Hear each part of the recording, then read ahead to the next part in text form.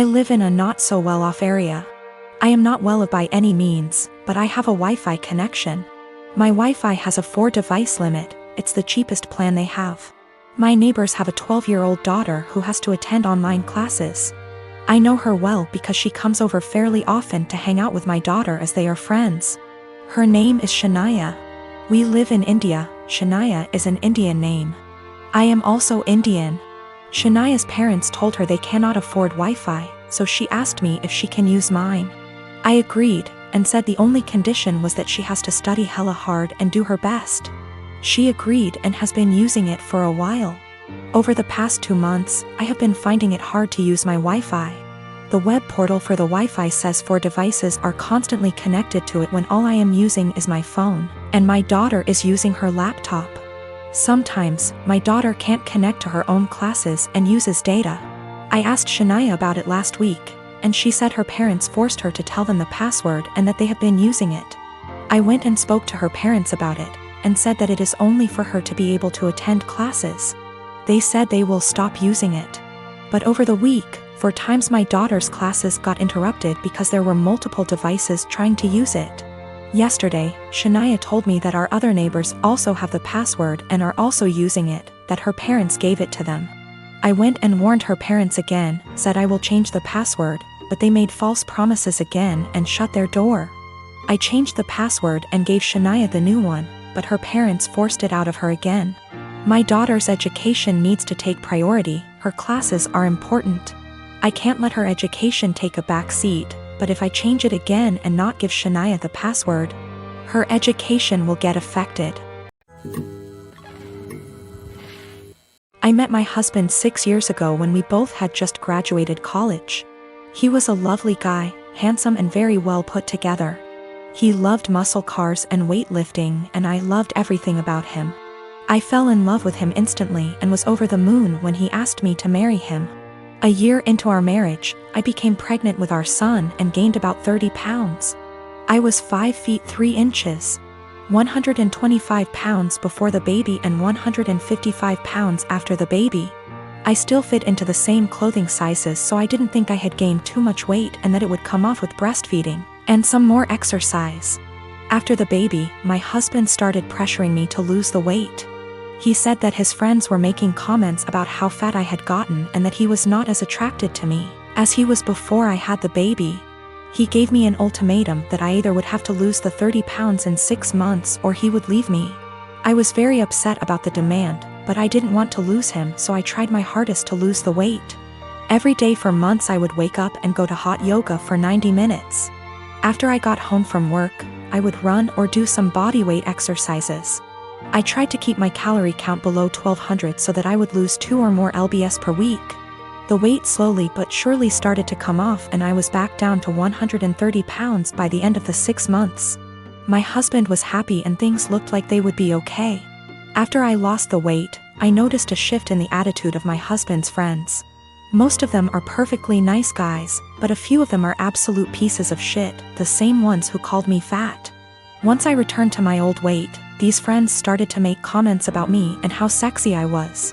I told my husband to make them stop and he said that he would speak with them, but the rude comments never stopped.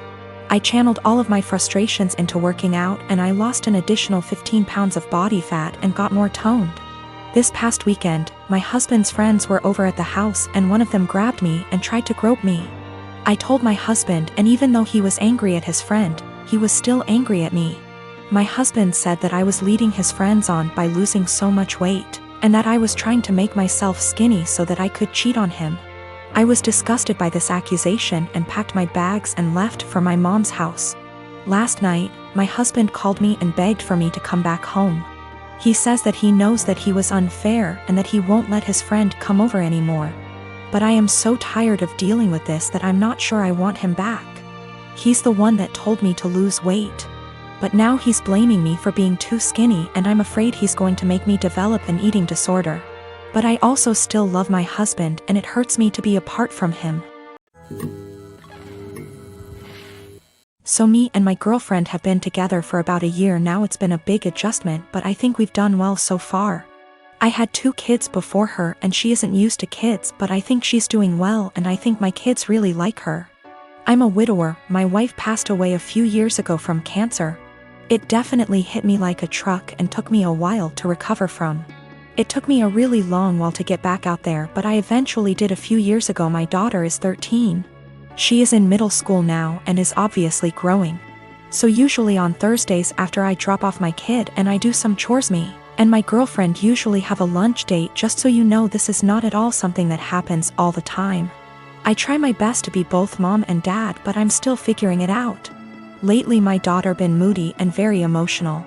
I had a thought that it could be her period because she's getting to that age on Thursday. A few hours after I dropped her off, I got a call from my daughter, and soon after the school, because she had ended up getting her period in school. She was really upset and crying, and she said that she was really embarrassed. I quickly went to go pick her up and shot my girlfriend a text that I couldn't make it and had to go pick up my daughter. I was low-key freaking out, and that's why I was pretty brief, so I rushed over there really quickly to go pick her up. She was in tears. I brought her home. She got cleaned up. My girlfriend came home while she was in the shower and I explained the situation, but she was still mad. I really wasn't expecting her to be mad. I don't really feel that I stood her up. I still sent her a text. It was really just under heat of the moment, and I was really focused on one thing, and it was an honest mistake. She lost it on me, saying that it was a move to leave her hanging like that and not even answer the phone when she was calling her to see why I set her up. I never received a call from her. If she did, I triple checked. I said I apologize for that, but I was in a rush to go to the store before I went to go pick up my daughter, and I was just focused on one thing. She said that it wasn't an excuse to stand her up. She said that it was just a period. The school gets her a change of clothes and a pad, they have it there, and it wasn't an excuse to be so disrespectful because she was taken care of. I tried saying that she probably just wanted to be in the comfort of her own home and she was really embarrassed, so I should go pick her up. She's still really upset at me, but I really don't get why, given the circumstances. I feel like this was justified. Then I stopped arguing with her to go check on my daughter because she was out of the shower. Me and her talked and everything, and now she's okay. I am a high school math teacher, and we were creating a schedule for next year and divvying up workloads. I noticed I got almost 50% of the test creation and had 2 plannings missing from my schedule next year, for every one for the other 6 women in my department. There are 8 of us. My department head assigned herself nothing as she is managing and needs every prep. But that's another quibble. I am not the newest and in fact have seniority some of these women, but I'm also not the most experienced, so it's not like these are struggling new teachers who need help. So I asked why it was divided this way. I was told, well, Ms. Millie is pregnant and the rest of us have families. If you have to stay late, it's no big deal. I can go to my principal and deal with it that way. What they've done actually breaks the union contract. But I really was offended by this. I tried to explain my offense, and they literally stared at me gobsmacked. I actually want to know how to discuss this with them. These are all women who I have previously gotten along with and liked. When the last one, Ms. Millie, got pregnant this year, there have been some conflicts. She is in my grade level. And they made me take on some of her work basically because she had some complications. This I did, but I think planning for me to do more is very different than an emergent health issue. As well as some uncomfortable situations for me, having to participate and buy stuff for her baby shower. When I'm not really into those things, but I did so to not cause waves. A lot of people have advised go to the union, go to the principal, and I absolutely will if necessary. I want to be clear, I'm not worried at all that I'll be forced to work this schedule, but these are my colleagues. Many have been working with me 5+ years, and we have lots of meetings and times together, where it's helpful to get along. So I do try to get along, like the baby shower thing, and be a good work friend and colleague.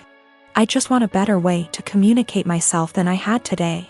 I was entirely shocked and very indignant and just found myself unable to express myself well, and I was hoping for ways to approach that someone with their attitude might understand because I can't empathize with it at all. Myself and viewing the other side is how I always try to look at problem solving.